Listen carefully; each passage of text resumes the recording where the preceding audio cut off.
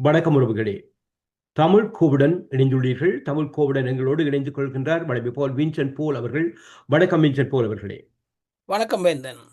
இன்றைய சூழலில் மீண்டும் போர் வெடிக்கும் என்பது எங்களுடைய ஆர்வம் அல்லது எதிர்பார்க்கை. அதன்படி அஹ், அமெரிக்க வான்வெளி தாக்குதலுக்கு ஈரான் பதிலடி கொடுத்திருப்பதாக அறியப்படுகின்றது. அதே நேரம் குவைத் பாலைன் போர் மீதும் ஏவுகணை வீச்சு அங்கே ஏற்பட்டிருக்கிறது. இந்த நேரத்தில் அமைதி பேச்சுவார்த்தை நிலைக்குமா இல்லை இடைநிறுத்தப்படுமா என்கின்ற ஒரு கேள்வி இருக்கிறது. இதற்கான பதில் எதுவாக இருக்கும் என நீங்கள் நினைக்கிறீர்கள்? அமைதி பேச்சுவார்த்தைக்கு இனி அதற்குரிய பேச்சே இல்லை, அது முடிஞ்சு போச்சு. ம். முதலாவதே வந்து அந்த பகுதியில் இஸ்ரேல் அந்த என்ன லெபனான் உட்பட்ட பகுதிகளில் போகக்கூடாது உட்பட எல்லா பகுதியிலும். அடுத்தது ம். வந்து அமெரிக்கா வந்து இந்த ஈரானை இந்த அடிப்படையில் ஒரு சுயாட்சி உள்ள தன்னாட்சி உள்ள இறைமை உள்ள நாடு என மதித்து நடக்க வேண்டும் என்றதெல்லாம் அதில் சரத்துக்கள். ம். ம். அடுத்து திரும்ப தாக்குதல், இது என்ன இன்னைக்கு ஒரு தாக்குதலை நடத்திட்டு இன்னைக்கு தாக்குதல் அப்புறம் திரும்ப வாங்க நாளைக்கு போர் அப்படின்னு சொல்றதா? இல்லையே. நாங்கள் ம். 3-4 வீடியோக்கு முதலே நாங்கள் பேசியிருக்கிறோம். இந்த இந்த எம்ஓயுவே அமெரிக்கா நேரம் எடுத்துக்கொள்ளும் ஒரு தந்திரமாகத்தான் இருக்கும் போல இருக்குன்னு பேசியிருக்கிறோம். அதே தான் நடந்திருக்கிறது. அமெரிக்கா ம். கடந்த 22, 23, 24ஆம் தேதிகளில் நூற்றுக்கணக்கான விமானங்களை அமெரிக்காவில் இருந்து ஐரோப்பா கிரீஸ் வழியாக கொண்டு வந்து வளைகுடா ஈரானை சுற்றியுள்ள தளங்களில் இறக்கி ம். பொருட்களை சேர்த்து எல்லாம் தயார்படுத்தியது. அப்போ இதை வந்து ஃப்ளைட் ராடாரில் என்னை உங்களை போன்றவர்களை கண்காணிக்க முடியுமா இருந்தால் ஈரான் பார்க்காமல் இருந்திருக்காது. ம். இது எல்லாமே தான் அந்த பின்னணியில் வருகிறது. இன்னொரு வகையில் சொன்னால் இந்த இந்த பக்கத்திலே எம்ஓயு பேசிக்கொண்டிருக்கும் போது அந்த பக்கத்திலே இஸ்ரேலும் லெபனானும் பேச்சுவார்த்தை நடத்துகிறது என்பது வேடிக்கையாக இருந்தது. ம். அதையே யோசிச்சு பார்த்தால் அதையே அமெரிக்காவும் இஸ்ரேலும் தங்களுக்குள்ளே பேசிக்கொண்டு செய்த ஒரு வேலையாகத்தான் பார்க்க வேண்டும். அதாவது ம். இந்த எம்ஓயுவிலே இவர்கள் லெபனானை நிபந்தனையாக வைக்கிறார்கள், லெபனானை நாங்கள் தனியாக கையாளுகிறோம் பார் என்று காட்டுவதற்காக. ஆனால் நேயர்களுக்கு நாங்கள் ஒரு விளக்கத்தை சொல்ல வேண்டும். அந்த ம். அந்த அந்த லெபனானுடைய அரசின் அதிபர் எப்போதுமே இஸ்ரேல் அமெரிக்க கையாள் மாதிரி தான் இயங்குகிறார். இதுவரைக்கும் 6 சுற்று பேச்சுவார்த்தை நடந்து விட்டது. இந்த பேச்சுவார்த்தைகள் எல்லாமே அவர்களுக்கு சார்பாக நடக்கிறது. ம். அதாவது அந்த லெபனானை பொறுத்தவரைக்கும் இஸ்ரேல் தெற்கு எல்லைகளில் மக்களை தாக்கும் போது அந்த மக்களுக்கு ஆதரவாக எழுந்த கிளர்ச்சியாளர் தான் ஹிஸ்புல்லா. ம். அப்போ அந்த அந்த ஹெஸ்புல்லா இஸ்ரேலுக்கும் எதிரி. அது உள்ளுக்குள்ளே கிளர்ச்சியாளர்கள் என்னுடைய நாட்டுக்குள்ளே இருக்கிறார்கள், அதனால் அவர்கள் எனக்கும் எதிரி என்ற வகையிலே லெபனான் அதிபர் நினைக்கிறார். ம். இது உண்மையிலேயே வந்து இஸ்ரேலும் லெபனான் அதிபரும் சேர்ந்து ஆடும் இரட்டை நாடகம். லெபனானும் இஸ்ரேலுக்கும் இடையில் ஒரு ஒப்பந்தம் இடம்பெற்றதாக கூறப்படுகின்றது. அதை எப்படி பார்க்கிறீர்கள்? அதைத்தான் சொல்றேன். அந்த ஒப்பந்தம் ஒரு கண்மூடி கண் அவர்கள் இருவருக்கும் இடையிலே ஒரு புரிந்துணர்வு ஒப்பந்தத்தோடே தான் ஒரு சமாதான ஒப்பந்தத்துக்கு வருகிறார்கள் என்று பார்க்கலாம். இல்ல அது வந்து அது கண்டிப்பா. அதாவது தெற்கு லெபனான்ல இருக்கக்கூடிய மக்களுக்கு தாக்குதல் இஸ்ரேல் நடத்தும் போது அதற்கு ஆதரவாக உருவான அமைப்பு தான் 1980களில் இருந்து ஹமாஸ், சாரி ஹிஸ்புல்லா. ம். அந்த ஹிஸ்புல்லாவை தான் இவர்கள் வந்து நாங்கள் அவர்களை அழிக்கிறோம் என்ற பெயரில் தெற்கு லெபனானை இஸ்ரேல் கைப்பற்றி கொண்டு இருக்கிறது. ம். லெபனானின் அதிபருக்கு ஹிஸ்புல்லாவையும் பிடிக்காது, தெற்கு லெபனானில் இருக்கும் மக்களையும் பிடிக்காது. அது எந்த ம். வகை என்று சொன்னால் இவர்கள் ஷியா வகையினர். தெற்கு லெபனானில் இருப்பவர்கள் ஷியா வகையினர். ஆட்சியில் ம். இருப்பவர் ஒரு சன்னி முஸ்லிம் புரியுது. ம். சார்பை சேர்ந்தவர். ம். லெபனான் ஒரு வித்தியாசமான கோ கோப்பை கொண்ட நாடு. கோப்பை என்ற பொருத்தை கொண்ட நாடு. ஏறக்குறைய 30 விழுக்காடு சன்னி மக்கள், ஏறக்குறைய 30 விழுக்காடு ஷியா மக்கள், ஏறக்குறைய 30 விழுக்காடு பலதரப்பட்ட கிறிஸ்டியன் மக்கள் ம். உடைய இடம். ம். ஆனால் அங்கே அந்த 2 தரப்பு முஸ்லிம்கள் சேர்க்கையில் ஆட்சிகள் அமையும். ம். அவர்கள் வரும்போது அவர்கள் அவ்வப்போது தொடர்ந்தும் இதுவரைக்கும் இருந்தவர்கள் எல்லாம் ஒரு அமெரிக்கா ம். அல்ல இஸ்ரேலிய கைப்பாவர்களாக தான் இருந்திருக்கார்கள். இப்போது ஈரான் புரிந்துணர்வு ஒப்பந்தத்தில் லெபனானை ஒரு முன்னிபந்தனையாக வைத்ததை உடைப்பதற்கு தவிர்ப்பதற்கு அமெரிக்காவும் இஸ்ரேலும் சேர்ந்து கொண்டு உடனடியாக லெபனான் அரசுடன் பேச்சுவார்த்தையை நடத்தின. இதுதான் ம். நடக்குது. இதை நாங்கள் ம். தமிழ் மக்கள் புரிந்து கொள்வதென்றால் வடக்கு கிழக்கிலே அஹ், முன்னர் போர் நடந்து கொண்டு இருக்கும்போது அங்கே அதை சார்ந்து இந்தியா ஒரு நிபந்தனை வைக்குமானால் அந்த தரப்பிலே இலங்கை அரசு நேரடியாக போய் ஒரு வேறு பேச்சுவார்த்தை நடத்தினால் எப்படி இருக்கும், அதை போன்றதுதான் அது. ம், ம், ம். இப்பொழுது இப்ப அமெரிக்காவினுடைய இந்த போர் தந்திரம் எதற்கு இப்படி ஏற்கனவே இடம் தங்களுக்கு ஒரு நேரத்தை பிடித்து கொண்டு போர் இறங்குவதற்கான ஒரு முயற்சியாக கூர்ந்திருந்தார்கள். அதே நேரம் அமெரிக்க கடற்படையின் மேற்பில் கீழில் இயங்குகிற சர்வதேச கடற்சார் கூட்டு அமைப்பு ஓமான் நாட்டின் கடல் எல்லை வழியாக புதிய மாற்றுப்பாதையை விரிவாக்கம் செய்ய முயன்ற போதுதான் இந்த ஈர மோதுதல் நடைபெற்றிருக்கிறது. அப்படி நடைபெறுகின்ற பொழுது எண்ணெய் விலையின் தங்களுடைய கட்டுப்பாட்டுக்குள் ஈரான் வைத்திருக்க வேண்டும் என்கின்ற ஒரு கேள்வி. இப்பொழுது யாருடைய கட்டுப்பாட்டில் இந்த ஹோமோஸ் நீரிணை இருக்கிறது? அப்படி என்றால் முழுமையாக தாங்கள் கட்டுப்பாட்டுக்குள் வைத்திருக்க வேண்டும் என்று போராடுவதாக கூறப்படுகிறது. இப்பொழுது யாருடைய கட்டுப்பாட்டுகள்? Breaking news. Iran has reportedly launched a missile and drone attack targeting the U.S. Fifth Fleet headquarters in Bahrain, marking one of the most significant direct confrontations between Tehran and Washington in recent months. Iranian state media says the strike was retaliation for earlier U.S. military operations, while Bahrain has confirmed attacks on its territory. U.S. officials, however, say there are no reports of major damage or casualties at the naval headquarters. The attack has dramatically raised tensions across the Middle East, with fears that the conflict could spiral into a much wider regional war. Air defenses were activated, emergency alerts were issued, and Gulf nations are now on high alert as world leaders call for restraint. The big question now is how Washington will respond. Any large-scale retaliation could trigger another round of military escalation, putting vital shipping routes, regional security, and global energy markets at even greater risk. The situation is still developing, and the next few hours could prove critical. Stay tuned for more updates as they happen. ஈரானுடைய பொருள் பாருங்க, அந்த என்னுடைய வீட்டை காலத்தில் அடுத்தவன் வந்து கட்டுப்பாட்டுக்குள் வச்சிருக்கிறதை நான் மீட்டெடுப்பதா அல்லது என்னுடைய கட்டுப்பாட்டுக்குள் வைத்திருக்க முயற்சி செய்வதா? அந்த காலத்திலேருந்து இந்த காலத்தில் சொப்பன சுந்தரியை வைத்திருப்பது ஈரான் தான். ஆஹா. 5 ஒரு பங்கை தன்வசம் வைத்துள்ள ஹாமோஸ் நீரிணையை யார் வைத்தது என்பதுதான் இந்த சண்டை அடிப்படை. நீரிணையை அமெரிக்கா வைத்திருக்க முடியாது. இதை நாங்கள் இன்னொரு வகையில் சொன்னால், ஒரு 1960களிலே இந்த உலக முருகநிலை வரும்போது இந்த பிரெஞ்சு அதிபர் சார்கோல் சொல்லியிருக்கிறார், பாருங்க லண்டன் ஒரு தீவு, அமெரிக்கா எங்களுக்கு பக்கத்திலே இல்லை, அது எங்கேயோ இருக்கு, எங்கள் சார்ந்த பிரச்சனைகளை நாங்கள் தான் கையாள வேணும், அதுக்கு நாங்கள் தயார்படுத்திக்கணும். ஐரோப்பாவுக்கு அவர் ஆலோசனை கொடுத்திருக்கார்.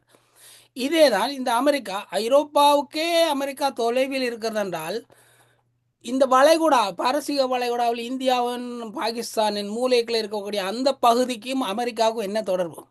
இது என்னென்று உருவானது? நாங்கள் எண்ணெய் பரிமாற்றத்தில் நடக்கும் சிக்கல்களை நாங்கள் கையாள்வோம். அதாவது நான் ஒரு செக்யூரிட்டி ஏஜென்ட் மாதிரி. இதைத்தான் அமெரிக்கா 1974 சொல்லி அந்த ஒப்பைக் ஒப்பந்தத்தோடு சவுதி ஆக்களை வைத்துக்கொண்டு அதை நிறுவ முயன்றது.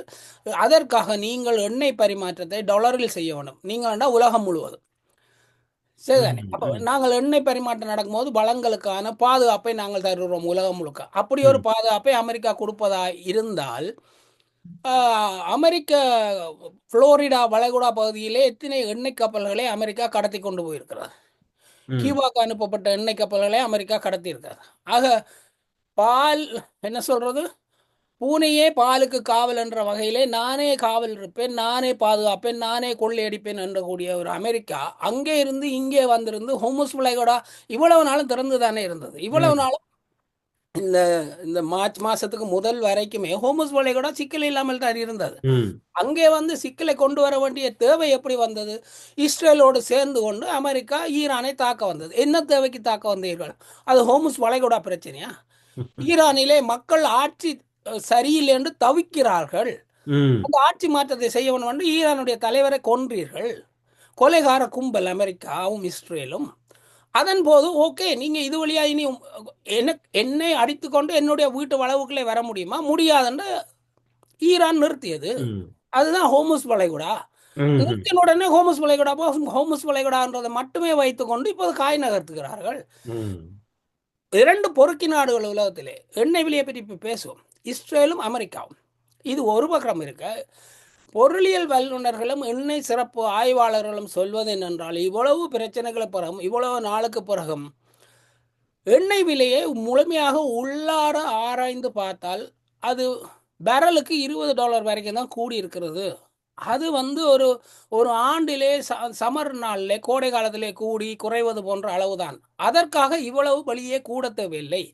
இவர்கள் நிறைய வணிகர்கள் சேர்ந்து, வணிகர்கள்னா இந்த பெரு வணிகர்கள், பெரும் பண முதலீட்டாளர்கள் சேர்ந்து கொண்டு எண்ணெய் விலையில் விளையாடுகிறார்கள் அப்படின்றார். அதே ம். போக நாங்கள் முதலேயே சொல்லிவிட்டோம், முதலேயே பேசியிருக்கிறோம். இந்த ஹொர்முஸ் வளைகுடாக்களாலே வரக்கூடிய எண்ணெய்கள் Iran, Iraq, Saudi, Yemen, Qatar, என்ன சொல்ற ஓமான், இந்த மாதிரி நாடுகளுக்களாலே இருந்து வரக்கூடிய எண்ணெய்களின் கடத்தல் நிலையம் உண்மையிலேயே சவுதிக்கு இது அதனுடைய பின்புறத்தில், அதாவது வந்து அந்த சுயஸ் கால்வாய் போகிற வழியிலேயே எண்ணெயை கடத்துவதற்கு, எண்ணெயை செலுத்துவதற்கு வழிமுறை கண்டு இருக்கு. அதை இவர்கள் இன்னும் விரிவாக்கி கொள்ளவில்லை. ஏனென்றால் எண்ணெய் இருக்கக்கூடிய பகுதி இந்த பகுதி, அதற்கு பிறகு ஆயிரக்கணக்கிலே குழாய்களை போட்டு அந்த பகுதியிலே ஒரு கப்பல் தளத்தை கட்ட வேண்டும்.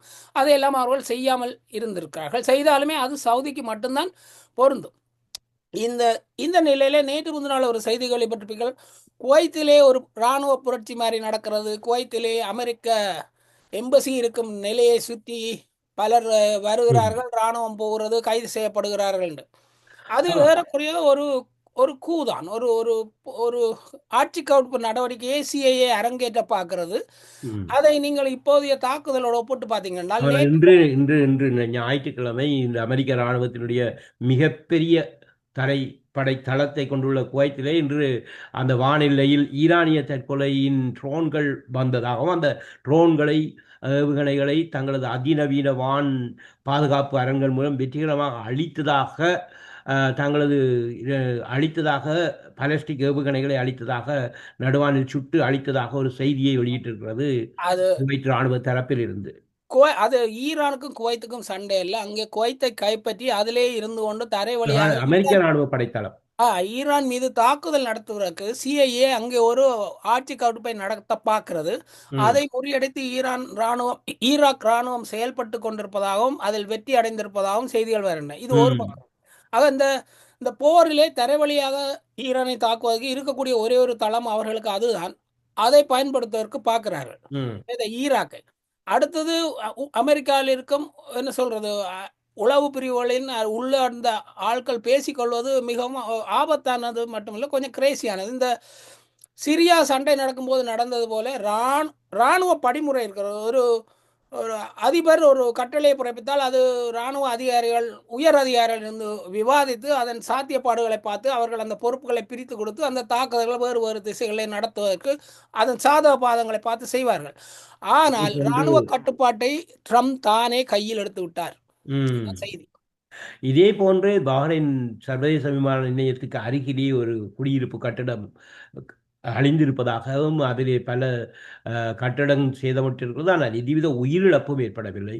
இது தொடர்ந்து அமெரிக்க கடற்படையின் தளங்கள் மீதான தாக்குதலாக பார்க்கின்ற பொழுது, இது அமெரிக்கா செய்கிறதா, இது உண்மையிலேயே நடைபெறுகிறது, ஈரானை தங்களுடைய கட்டுப்பாடுகள் அளிப்பதற்கான ஒரு முயற்சியா? இன்று பஹ்ரைனில் 6 அமெரிக்க தளங்களின் புள்ளிகளை ஈரான் தாக்கியது. அந்த நேரம் நடந்ததைத்தான் நீங்கள் அந்த கட்டடம் தான் ஒன்று. ஆனால் ஈரான் முன்னுமே சொல்லியிருக்கிறது, இராணுவ நிலைகளுக்கு பக்கத்திலே பொதுமக்கள் குடியிருக்காதீர்கள்.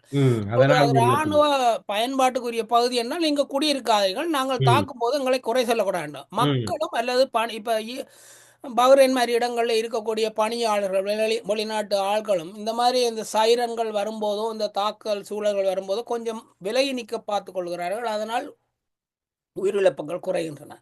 அதே ஈரானின் கடலோர இராணுவ தகவல் தொடர்பு அமைப்புகள், ஏவுகணைகள் மற்றும் கண்காணிப்பு கோபுரங்கள் மீது அமெரிக்க விமான குண்டுகள் வீசி அழித்ததாக ஒரு செய்தி. இந்த செய்தி உண்மைத்தன்மை இருக்கிறது நினைக்கிறீங்களா? ஹொர்முஸ் வளைகுடாவை சுற்றியுள்ள இடங்களில் 5 இப்படிப்பட்ட கண்காணிப்பு கோபுரம் முதலியவற்றை தாக்கினது தான் முதலாவது தாக்குதல். அமெரிக்கா போய் நேற்று செய்த தாக்குதல் அதுதான் இந்த போரை நேரடியாக முறிவுக்கு கொண்டு வந்தது.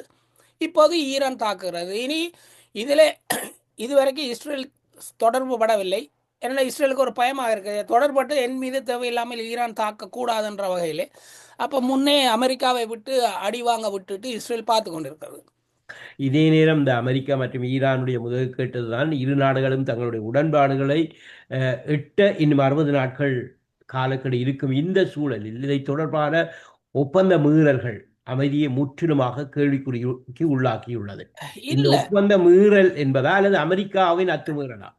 அந்த ஒப்பந்தம் உடைந்து விட்டது. இந்த ம், அமெரிக்கா செய்த தாக்குதலோடு ம். ஒப்பந்தம் உடைந்து விட்டது. இனி அது ஒப்பந்தமோ பேச்சுவார்த்தையோ அல்ல. அதை நோக்கி போவதற்கு வாய்ப்பு அல்ல.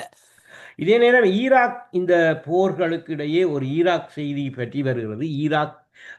ஈராக் ஈரான் அல்லது இப்பொழுது நடைபெறுகின்ற போரோடு தொடர்படுத்துவதற்கான முயற்சிகள் மேற்கொள்ளப்படுகிறதா என்கின்ற ஒரு நிலை இருக்கிறது. நீங்கள் அதை எப்படி பார்க்கிறீர்கள்? அதைத்தான் முதல்ல சொல்லிட்டேன். ம், ஈராக்கிலே நேற்று ஒரு ஆட்சி கவிழ்ப்பு நடவடிக்கை, அதை ஈராக் ராணுவம் முறியடித்துக் கொண்டிருக்கிறது. சிஐஏ சார்பாக சிலர் ஈராக்கிலே ஆட்சியை கைப்பற்ற பார்த்தார்கள். ஏனென்றால் ஈராக்கிலிருந்து தரை வழியாக ஈரான் மீது தாக்குதல் நடத்துவது அமெரிக்காவுக்கு சுலபம். ம், முதலே சொல்லிட்டேன். ம். ஆமாம், இந்த செய்தி பொதுவா நீங்கள் கூறுகின்ற நீங்கள் அப்பொழுது கூறியபோது அது குவைத்தோடு தொடர்புடைய செய்தியாக பார்க்க விளங்கிக் கொண்டேன். அதனால் நான் அதை திருப்பி கேட்டிருந்தேன். அ, இந்த போர் இவ்வாறு பார்க்கின்ற பொழுது வளைகுடாவில் போரின் உக்கிரம் அதிகரிக்கக்கூடிய வாய்ப்பு இருக்கிறதா? நீங்கள் எப்படி பார்க்கிறீர்கள்? நீண்ட நீண்ட போருக்கான அடித்தளம் தான் இது. இது ம், அவ்வப்போது இப்ப அமெரிக்கா தனக்கு தளங்களையும் இங்கே ஆட்களையும் கொண்டு வந்து சேர்ப்பதற்கு ம், நேரத்தை எடுத்துக்கொண்டு தரை வழியாகவோ அல்லது கடல் தரை வழியாகவோ போர் நடத்த முனையுமானால் முனையத்தான் நினைக்கிறது. அதைத்தான் இராணுவ அதிகாரிகள் அது சாத்தியமற்றது என்று சொல்கிறார்கள். மிகப்பெரிய இராணுவ அமெரிக்க முன்னாள் அதிகாரிகளும் அனைவரும் சொல்வது இந்த பகுதியிலிருந்து அமெரிக்கா விலக்கி கொண்டு வந்துவிட வேண்டும் என்று. விலக்கி கொண்டு போவதற்கு அமெரிக்காவுக்கு மிக வாய்ப்பு கிடைச்சது. இந்த புரிந்துணர்வு ஒப்பந்த நேரத்திலே அப்படியே அதை விட்டு விலகி விடலாம். ஒரு ம், ம், 60 நாளைக்கு பிறகு ஓகே, இதுக்கும் அதுக்கும் சம்மந்தம் இல்லைன்னு போயிருக்கலாம். அது ட்ரம்ப்புக்கு அது புரியும் அளவுக்கு இல்லை. ஆக ம், அந்த சியோனிச இஸ்ரேலிய அல்லது யூத இதை மக்கள் புரிந்து கொள்வதற்காக நான் சொல்லுகிறேன். இது மூன்றும் ஒன்றல்ல. இதை பற்றி நாங்கள் விரிவாக தமிழ் மக்களுக்கு சொல்லணும். ம், அந்த பின்னணியிலே இயங்கும் சக்திகள், ம், பெரும் பணம் ஈட்டுவதற்கான சக்திகள் போரை தூண்டி விடுகின்றன. நீண்ட போர் நடப்பது ஆயுத கம்பெனிகளுக்கும் வங்கிகளுக்கும் அதை சுற்றி கள்ளப்பணத்தை நல்ல பணத்தை கள்ளப்பணத்தை நல்ல பணமாக்கி தங்கள் பைகளிலே போடுபவர்களுக்கும் மிகப்பெரிய பெரிய பணக்கார லாக்கின் மார்டின், பிளாக் ராக் இந்த மாதிரி கம்பெனிகளுக்கும் ம், எல்லாருக்குமே நல்லம். அதனால் போர் என்பது மிக எளிதான வியாபாரம். இப்போ போதை மருந்து விற்று வருவதை விட ம், போரில் அதிகம் லாபம், பணத்தை பையில் போடலாம். ம். போதை மருந்தையும் அவர்களே தான் நடத்துகிறார்கள். ஆனால் அது சின்ன அளவிலே போய் விற்று சில்லறை வியாபாரம். ஒரு ஒரு மிசைல், ஒரு பேட்ரியாட் மிசைல் வித்தாலே 10 மில்லியன் என்ற அளவிலே வந்துவிட்டால் அதுதான் பெரிய காசு. இப்பொழுது நாங்கள் ரஷ்யா உக்ரைன் பக்கம் வரலாம் என்று நம்புகிறேன். ம், இப்பொழுது 4 ஆண்டுகளாக ரஷ்யா உக்ரைன் போர் தொடர்ந்து வண்ணம் இருக்கிறது. ம், இதிலே ஒரு உண்மையில் உக்ரைன் சமீபத்தில் ரஷ்யாவின் 12 மாகாணங்களை குறிவிட்டு ஒரே இரவில் 600க்கும் மேற்பட்ட ட்ரோன்களை வீசி மாபெரும் தாக்குதலை நடத்தியதாக ஒரு செய்தி வந்து இருக்கிறது. ம். இதில் இந்த அதே சமயம் கடந்த ஆண்டில் மட்டும் 5000 சதுர கிலோமீட்டர் பரப்பளவை கைப்பற்றிய ரஷ்யா தற்போது உக்ரைனின் 20% நிலப்பகுதியை கட்டுப்பாட்டில் வைத்துள்ளது. இந்த செய்தியில் உண்மை. வான்வழி தாக்குதல் உக்ரைன் ராணுவம் ரஷ்யாவின் வான் பாதுகாப்பு நிலையங்கள் மீது போர்க்கப்பல்கள், எரிபொருள் நிலையங்கள் மீதான ஆலைகள் மீதை தாக்கி தீவிர ட்ரோன் தாக்குதல்களை முன்னெடுத்து வருகிறது என்கின்ற ஒரு செய்தி இருக்கிறது. அதன் உண்மை செய்தி ரஷ்யா டுடே செய்தியில் பார்க்கின்ற பொழுது அதற்கு எதிராக புறம்பான செய்திகள் வருகின்றன. இங்கே எந்த எந்த எந்த செய்திகளை மக்கள் ஏற்றுக்கொள்வது பார்த்து ரஷ்யா டுடே என்பது நோர்வேல இருந்து ரஷ்யாவுக்கு எதிராக இயங்கக்கூடிய ஒரு ம், இதழ். அது ஒரு பேப்பர். அதை விட்டுடலாம். அது ம், புரளிதான் கிளப்பும். அது சொல்வதற்கு மாறாக யோசித்தால் அங்கே உண்மை நிலவரம் நடக்குதுன்றலாம். ஆனால் ம், எண்ணெய் வளங்கள் நிலையங்களில் பெரிய பெரிய எண்ணெய் வளங்களில் பெட்ரோல் ஸ்டேஷன் போன்றவற்றில் உக்ரைன் கிரிமியா பகுதியிலே தாக்கித்தான் அந்த எண்ணெய் தட்டுப்பாடு வந்ததுன்னு நீங்களும் முதலே ஒரு தடவை சொல்லியிருப்பீங்கள். ம், உண்மைதான். அந்த எண்ணெய் தட்டுப்பாடு சாதாரண மக்களுக்கு தடைப்படும் வரையில் செய்து கொண்டிருக்கிறார்கள். அதனால் கிரிமியா நேரடியாக போரில் இல்லை, அது ரஷ்யாவுக்கு உள்ளே இருக்கிறது. அது பக்கத்தில் இருக்கிற நாடு இவர்களிடம் பிரிந்து போனபடியால் கோபத்தில் தாக்கி கொண்டிருக்கிறார்கள். ம், ஆனால் நேற்று ஏறக்குறைய 53 பெட்ரோல் நிலையங்களை, கேஸ் ஸ்டேஷன்ஸை ரஷ்யா தாக்கியது. ம், ம், ம், 53 நாடு முழுவதும். ம், அதாவது சண்டை நடக்கும் எல்லையோரம் மற்றும் கியேவ் நகரம், இந்த ம், 2 இடங்களையும் தான் ரஷ்யா குறிவைக்கிறது. சண்டை நடக்கும் எல்லையோரத்தில் மட்டுமே ரஷ்யா தாக்குதல் நடத்துகிறது. மற்றபடி இராணுவ நிலைகளை எங்கேயாவது தாக்கும்.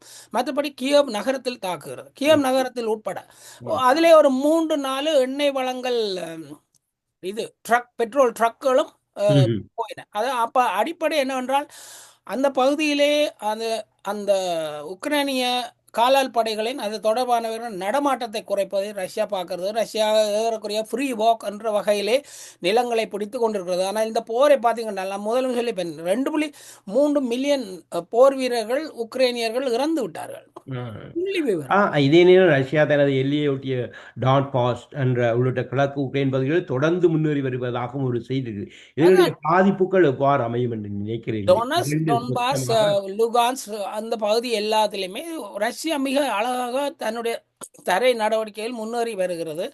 நம் முதலே சொன்ன மாதிரி ரஷ்யாவிலே இருக்கக்கூடிய இராணுவ கடும்போக்காளர்களும் மக்களில் கடும்போக்காளரும் இந்த போரை மிகவும் வேகமாக நடத்தி முடிக்க சொல்லி உக்ரைனுக்கு என்ன அழிவு வந்தாலும் எங்களுக்கு அது தேவையில்லை என்ற வகையிலே சொல்லிக் கொண்டிருக்கிறார்கள். இதில் இன்னொன்று இதுவரையில் இருக்குது.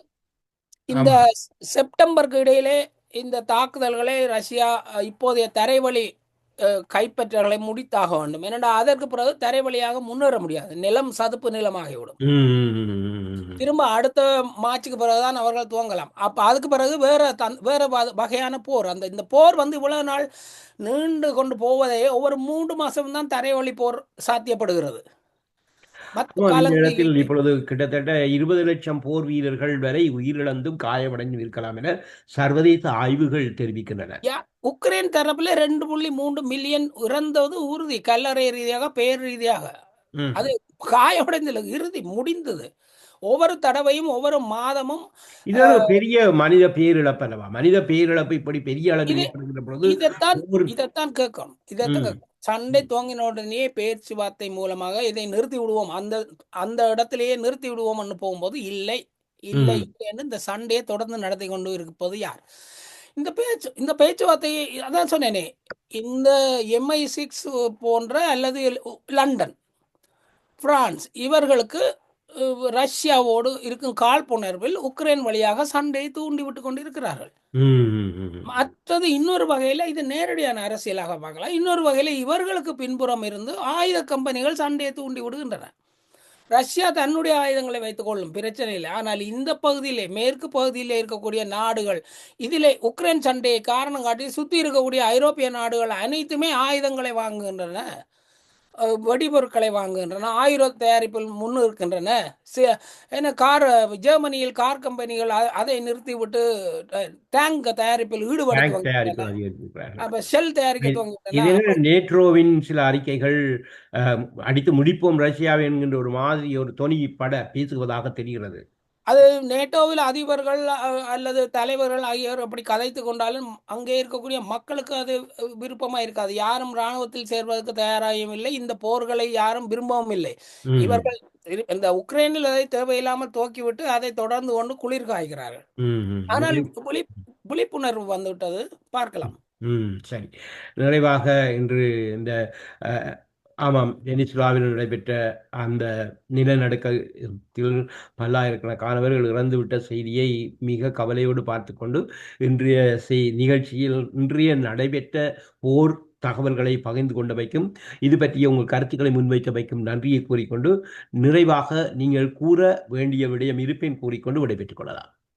இது ஆப்பிரிக்காவிலே அந்த சாகல் ரீஜன், அந்த சஹரா பாலைவனம் இருக்கிறது தானே, பாலைவனத்தை ஒட்டிய நாடுகள் எரித்திரியாவில இருந்து செனேகல் வரை அதுக்குள்ளே ஒரு 8-10 நாடுகள் சம்பந்தப்படுகின்றன. நைஜர், நைஜீரியா, என்ன சொல்ல, புர்கினா ஃபாசோ, இவர்கள் எல்லாம் சேர்ந்து கொண்டு ஒரு கூட்டமைப்பை உருவாக்க முயல்கிறார்கள். அண்மையில் 3 நாடுகள்